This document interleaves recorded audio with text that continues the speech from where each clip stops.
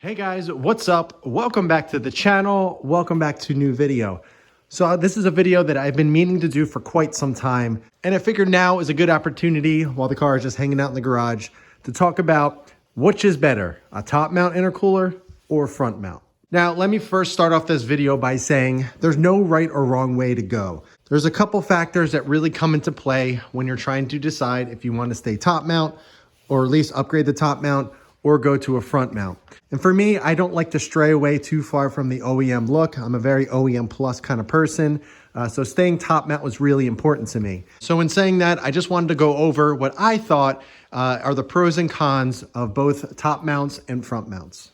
Now, like I said, you honestly can't go wrong either way. It really just honestly depends on one factor. And that one factor is, what are your intentions? What are your goals? What are you looking to do with your WRX or your STI? Now, obviously, the first thing that people want to do when they're upgrading their WRX or STIs or turbo cars in general is to put a giant front mount intercooler on their cars. Yes, it looks awesome. Yes, it's just one of those things that people love to do. Personally, I would love to do one of those at one point. I love the piping. You can get really creative with it. You can go along with your theme and get something like I would, like white piping, and it would just look really cool. There's just that coolness factor to it. And it's something that I'm sure a lot of people just love doing, honestly, just for looks. As we all know, the STI or the EJ specifically, it is not a powerhouse type of motor. Obviously, you can build one up to become one, but from the factory, these motors do have limitations, and you have to be really careful at what you're doing when you start adding performance parts. So let's talk about the pros of front mounts. First and foremost, I already talked about it. It looks cool. There is no question about it. It looks awesome in the engine bay, and plus up front, it just looks mean. It has that really cool tuner type of JDM kind of look. It's just like I said, it's one of those things that everybody loves doing. Plus with the piping, you get really creative with it. So it's just that coolness factor that everybody loves. The second pro to going front mount is obviously power. You're really not limited too much with how much power a big giant front mount intercooler can handle. They can handle way more than a top mount. There's no question about it. You can get a much bigger intercooler up front. There's a lot more space to work. And you can make some modifications to the front bumper. You can get an aftermarket front bumper so you can really fit a pretty giant intercooler up front. With a top mount, you're obviously limited because there's only so much space that you have to fit an intercooler in the engine bay. The third pro is obviously you have way more room to work. So if you're going with a big rotated turbo setup, there is way more room to work. So obviously right now I am super limited. If I ever wanted to go to a rotated setup or even a bigger turbo, there is just so much room that I have to work. You know, I have this area right here, and especially if you go rotated, you're SOL. There's really not much room to work around here.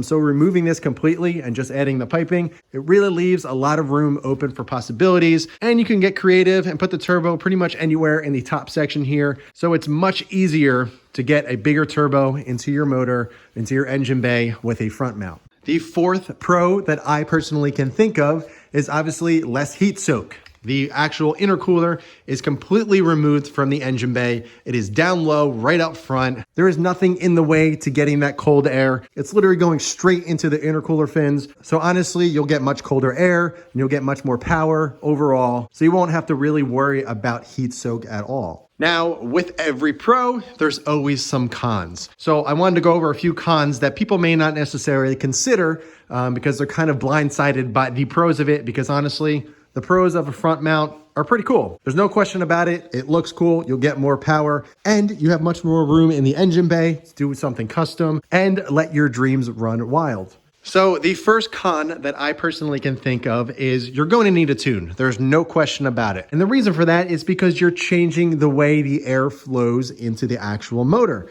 With a top mount, if you put it right in the exact same location, there is no tune needed. It literally is working exactly like stock, so you can just throw a top mount on without needing a tune. I will go into a little bit more detail about that once we get into the top mount discussion, but like I said, you're gonna need a tune, no question about it. You're making the car think, saying like, wait, hey, I'm supposed to have this much air at this point, what's going on? And you can have issues. So you will definitely need a tune, and you cannot just throw a front mount intercooler on your car and expect it to run perfectly. Another con to a front mount intercooler is turbo lag. Yes, it exists. Yes, a front mount intercooler will give you turbo lag. even more so than stock. And the reason for that is simply because you are changing the airflow of the motor. So you're going to lose that low end torque, that low end power that you're used to driving around on the streets.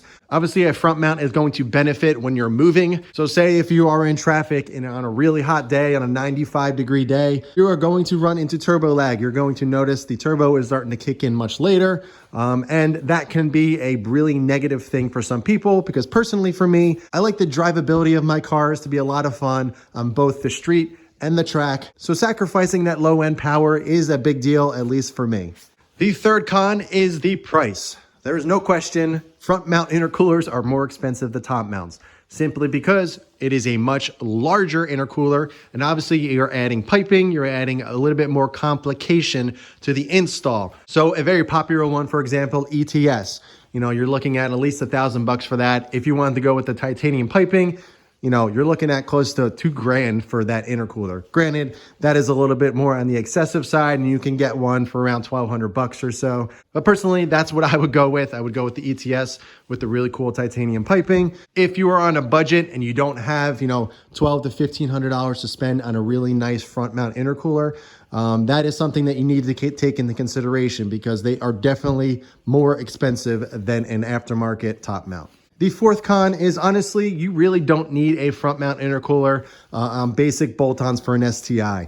If you're going with a fully built motor that you're really going for horsepower, 500, 600, 700 horsepower, yes, a front mount intercooler is definitely recommended. But with the basic bolt-ons kind of stuff that I have, I'm at 340 horsepower and 352 foot-pounds of torque. So a top mount intercooler for my specific setup that I have going on here, and honestly for most people, is definitely the route to go. This thing can easily hold around 400 to 450 horsepower. A really solid top mount intercooler can hold 400 plus horsepower, no problem. I even heard from a few tuners and few people that the stock STI intercooler can hold 400 horsepower, no problem. So there really is no need to go to a front mount unless you're pushing big power. So those are the pros and cons that I personally can think of when I am thinking about a front mount intercooler. So personally, I think you need to weigh the pros and cons between the two. So if you're on the verge of buying a front mount intercooler, take all the pros and cons that I just mentioned,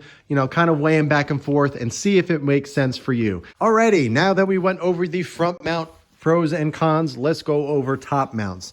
Now, personally, as you guys know, I am an OEM plus kind of person. I like stuff that fits exactly where it should be. It looks like it could be OEM, but obviously is not. It's just upgraded and better performing than stock.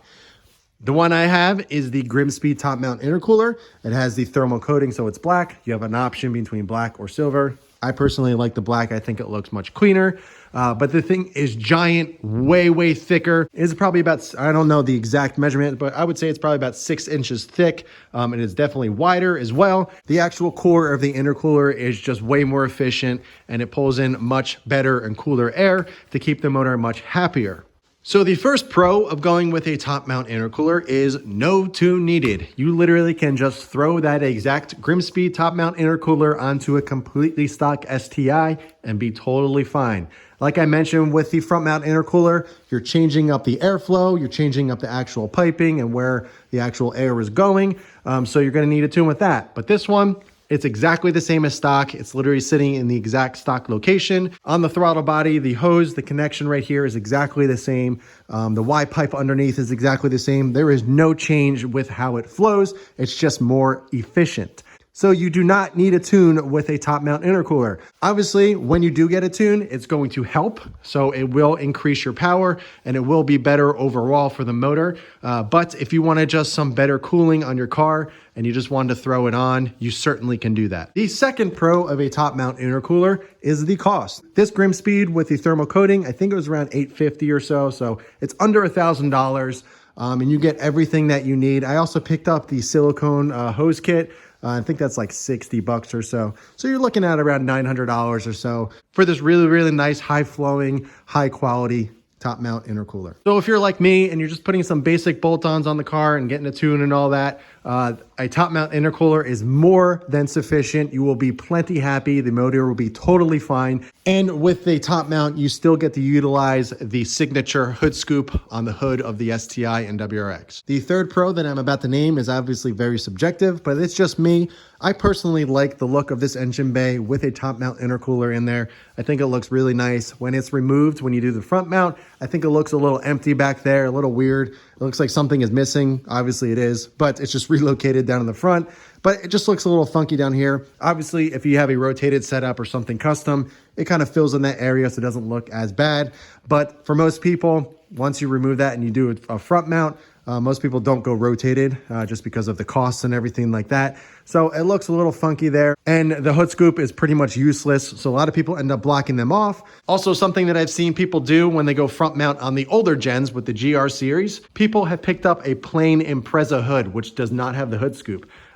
For me, I love the way the hood scoop works. I love that it's functional. I love that it's not just something just for looks. So removing the hood scoop and make it non-functional, it's like removing the wing on an STI. Like to me, it doesn't make sense. It's just one of those signature things that I think the STI and the WRX both need just to give it that signature look. Okay, so now that we went over the pros of a top mount intercooler, let's go over the cons. Now there's only a couple of them, honestly, and this is obviously subjective as well. I mean, this whole thing is subjective, but what I'm gonna name is just kind of based on my experience and what I think, I guess the negatives to a top mount intercooler are. First and foremost, top mount intercoolers are an absolute pain in the ass to install. I have removed and installed this thing probably a dozen times by now, just from doing random things on the car and having to remove it to get to certain places. Pain in the ass. Ask Media, ask Tanner. He knows exactly what I'm talking about. He hates these things simply just because of the install. It is not a lot of fun getting that Y pipe or getting that hose down there onto the turbo inlet.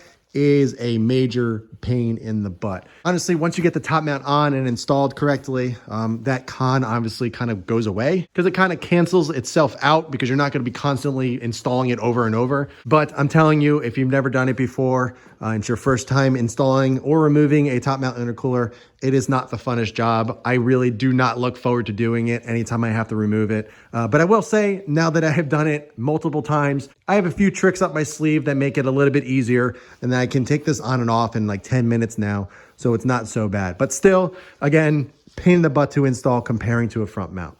The second con to take into consideration is obviously you are limited with power. If you are going for big power, it is obviously limited due to the size that you're able to put in the engine bay. You know, if you compare a nice ETS front mount to, the Grimsby right here, just the sheer size difference is pretty massive.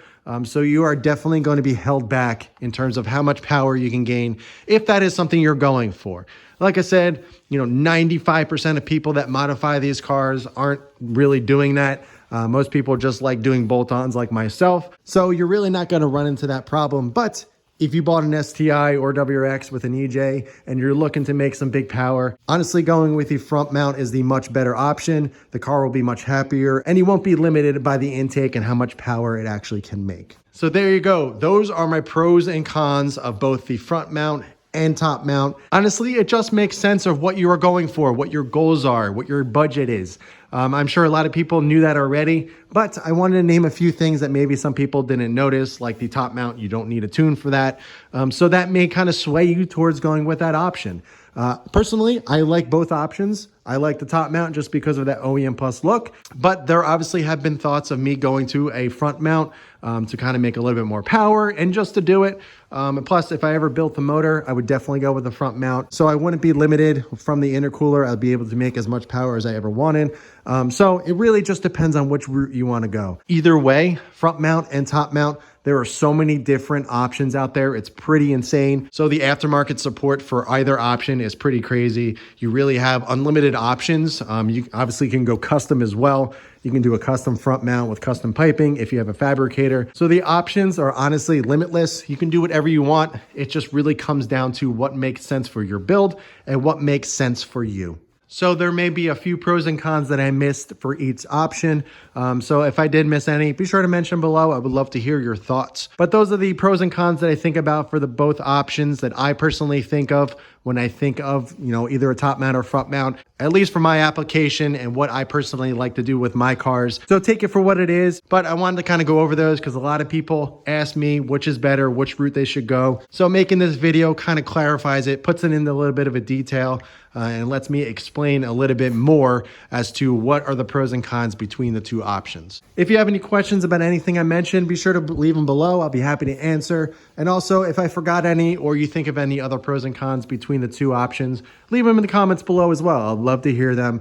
I think it'd be interesting to hear a different perspective and just kind of what you guys think as well. But that's all I got for this video, guys. If you have any questions at all about the car or anything, be sure to leave in the comments below. I'll be more than happy to answer. But in the meantime, keep it clean, keep it simple, and I'll catch you guys in the next one.